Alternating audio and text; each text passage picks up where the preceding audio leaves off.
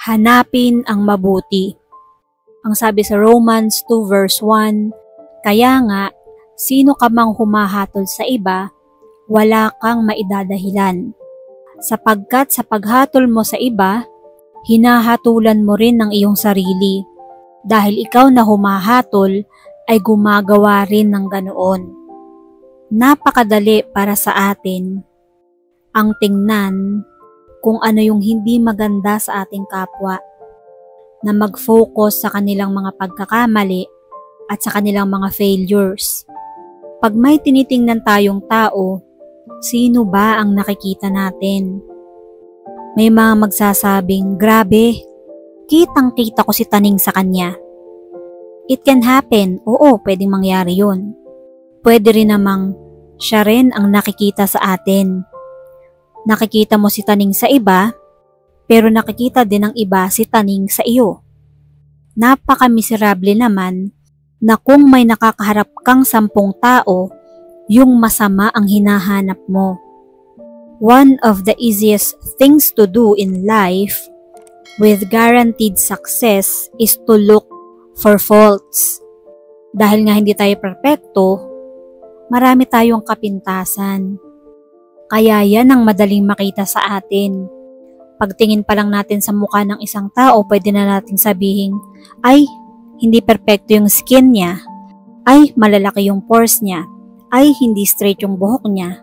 Or kung ano pa man, ang hindi magandang pwede nyong makita sa physical na itsura ng inyong kapwa. At kung minsan, ang success na yan ng pagtingin nyo ng hindi maganda sa inyong kapwa is so resounding at napaka-glorious na pwede kayong sirain. It can destroy you. While it is true that you will always find something wrong in a person, it is also true that there is something good in everybody. Kaya tama yung sinasabi nilang love is blind. Pagka umiibig ka, you choose to be blind to the faults of the person that you love. Pag ang mahal mong anak ang nakabasag ng pinggan, anak, nasaktan ka ba? Yan ang itatanong ni nanay. Pero pag ang kasambahay ang nakabasag ng pinggan, sasabihin, mahal yan, iaawas ko yan sa sweldo mo.